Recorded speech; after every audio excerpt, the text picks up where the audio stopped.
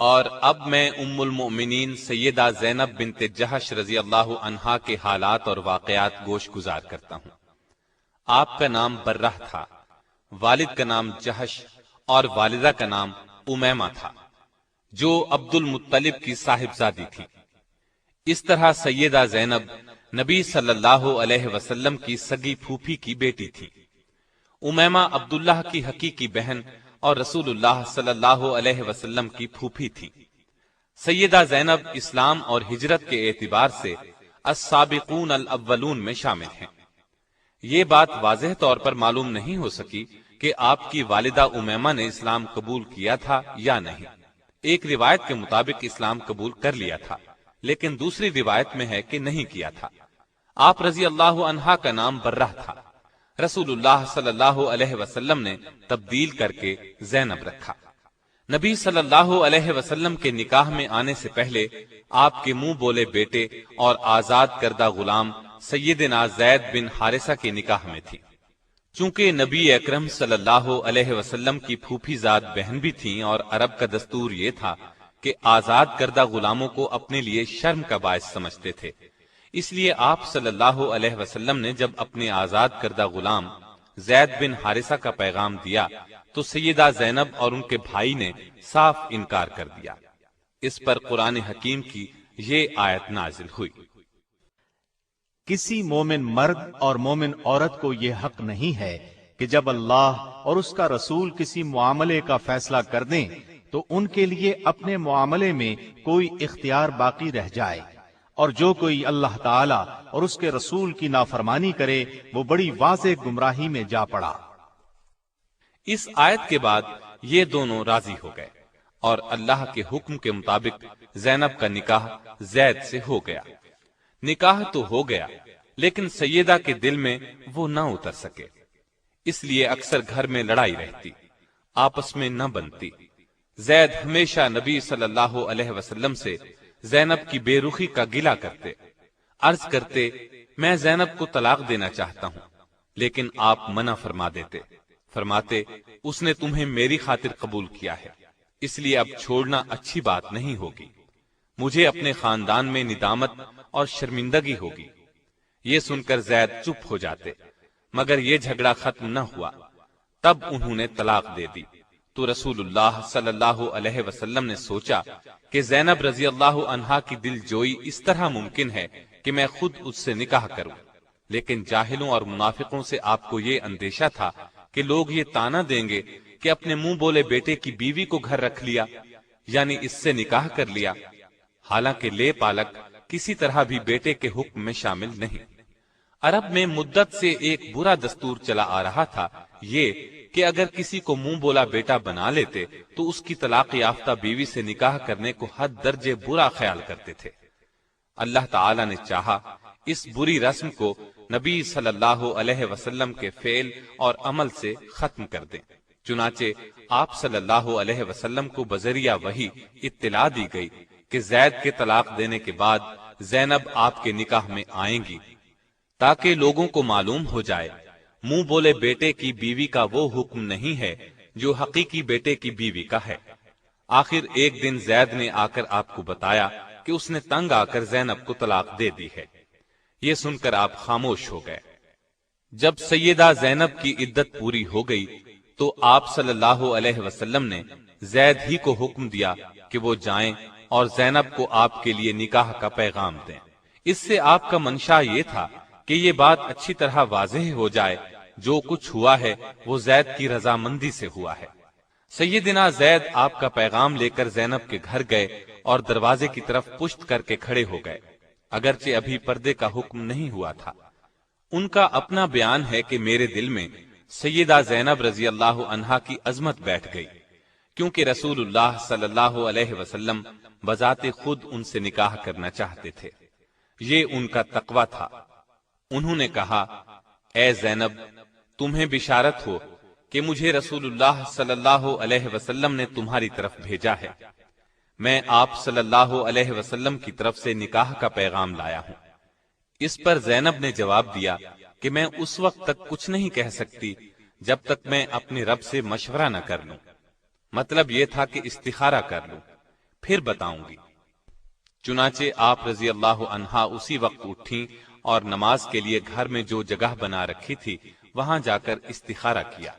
ادھر اللہ تعالی نے وحی نازل فرمائی کہ ہم نے آپ کا نکاح آسمان پر کر دیا ہے۔ آپ صلی اللہ علیہ وسلم کے ذریعے یہ اطلاع سیدہ زینب رضی اللہ عنہا کو دی گئی۔ آپ نے اسی وقت سجدے میں گر کر اللہ کا شکر ادا کیا۔ اس اطلاع کے بعد آپ صلی اللہ علیہ وسلم ان کے گھر میں داخل ہو گئے اور فرمایا، تمہارا نام کیا ہے؟ سیدہ نے فرمایا، برہ ہے۔ آپ نے برہ کی بجائے زینب نام تجویز فرمایا۔ اس نکاح کا ہونا تھا کہ منافقین باتیں بنانے لگے، وہ تو ایسے موقعوں کی تاڑ میں رہتے تھے۔ چنانچہ کہنے لگے، پیغمبر ایک طرف تو کہتے ہیں کہ بیٹوں کی بیویوں سے نکاح حرام ہے، اور دوسری طرف خود اپنے بیٹے کی عورت سے نکاح کر لیا۔ حق تعالی شانہ نے ان بد باطنوں کے رد میں آیت خاتم النبیین نازل فرمائی۔ محمد صلی اللہ علیہ وسلم تمہارے مردوں میں سے کسی کے باپ نہیں ہیں، لیکن وہ اللہ کے رسول اور خاتم النبیین ہیں، اور اللہ تعالی ہر چیز کا خوب علم رکھنے والا ہے۔ اللہ تعالی کی طرف سے اس وضاحت کے بعد ان منافقوں کے منہ بند ہو گئے۔ سیدہ رضی اللہ عنہا کا نکاح مدینے میں 3 ہجری میں ہوا۔ ایک روایت 4 ہجری کی بھی ہے، بعض حضرات نے 5 ہجری بھی لکھا ہے۔ نبی صلی اللہ علیہ وسلم نے نکاح کے بعد ولیمے کا بھی اہتمام کیا۔ چنانچہ سیدنا انس رضی اللہ عنہ فرماتے ہیں، رسول اللہ صلی اللہ علیہ وسلم نے کسی بیوی کے ولیمے میں اس قدر اہتمام سے کام نہیں لیا جتنا سیدہ زینب کے ولیمے میں فرمایا۔ ایک بکری ذبح فرمائی، لوگوں کو دعوت ولیمہ دی، انہیں پیٹ بھر کر گوشت اور روٹی کھلائی۔ لوگ کھا کر چلے گئے، لیکن کچھ بیٹھے باتوں میں لگے رہے۔ آپ صلی اللہ علیہ وسلم نے زبان سے تو انہیں کچھ نہ فرمایا، لیکن وہاں سے اٹھ کھڑے ہوئے تاکہ وہ سمجھ جائیں، اور سیدہ عائشہ رضی اللہ عنہا کے حجرے میں تشریف لے گئے۔ انہوں نے آپ صلی اللہ علیہ وسلم کو مبارکباد دی، پھر تمام ازواج مطہرات کے حجروں میں تشریف لے گئے، سب کو سلام کیا، سب نے آپ کو مبارک دی۔ بالآخر وہ لوگ بھی اٹھ کر چلے گئے۔ ان کے اس قدر تاخیر سے جانے پر آیت حجاب نازل ہوئی۔ اس آیت کے نزول کے بعد آپ صلی اللہ علیہ وسلم نے دروازے پر پردہ لٹکا دیا اور لوگوں کو گھر کے اندر جانے کی ممانعت ہو گئی۔ سیدہ کے نکاح کی چند خصوصیات بھی سن لیں۔ جاہلیت کی یہ رسم کہ متبنہ حقیقی بیٹے کا حکم رکھتا ہے مٹ گئی۔ اسلامی مساوات کا شاندار اظہار ہوا۔ آزاد کردہ غلام اور آقا کا فرق ختم ہو گیا۔ اس نکاح میں پردے کا حکم نازل ہوا۔ نکاح کے لیے وحی آئی۔ یہ نکاح آسمانوں پر ہوا۔ سورہ احزاب کی آیت 37 سیدہ زینب رضی اللہ عنہا کے بارے میں نازل ہوئی۔ اس بنا پر سیدہ زینب دوسری بیویوں پر فخر کیا کرتی تھیں کہ تمہارے نکاح تو تمہارے گھر والوں نے زمین پر کیے، جبکہ میرا نکاح میرے رب نے 7 آسمانوں سے اوپر کیا۔ صدیقہ کائنات سیدہ عائشہ صدیقہ رضی اللہ عنہا خود فرماتی ہیں کہ میں نے ان سے زیادہ کسی عورت کو دیندار اور اللہ سے ڈرنے والا اور سچ بولنے والا نہیں پایا۔ ان سے زیادہ صلہ رحمی کرنے والا اور صدقہ خیرات کرنے والا کسی کو نہیں پایا۔ وہ محنت کر کے صدقہ کرتی تھی تاکہ اللہ کا قرب حاصل ہو۔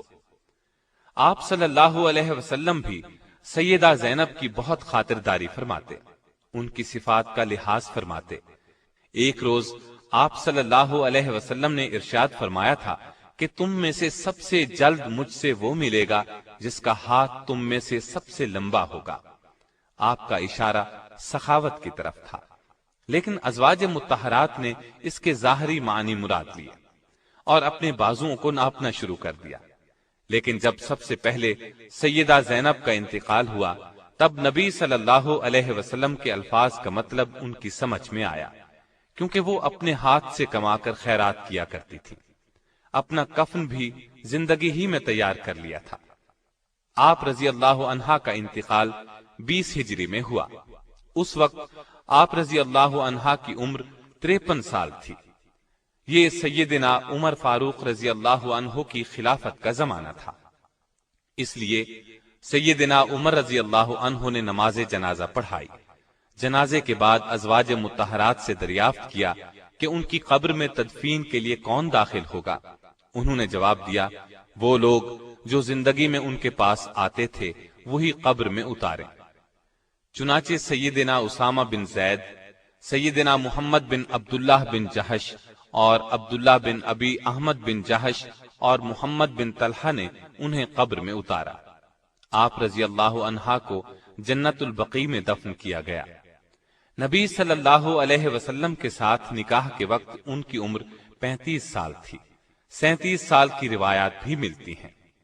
آپ کے انتقال پر سیدہ عائشہ نے فرمایا، افسوس، آج ایسی عورت گزر گئی جو پسندیدہ اوصاف والی، عبادت گزار اور یتیموں اور بیواؤں کا سہارا تھی۔ انتقال کے بعد آپ نے ایک مکان یادگار چھوڑا۔ آپ کے اس مکان کو خلیفہ ولید بن عبد الملک نے اپنے زمانہ حکومت میں 50,000 درہم میں خرید کر مسجد نبوی میں داخل کیا۔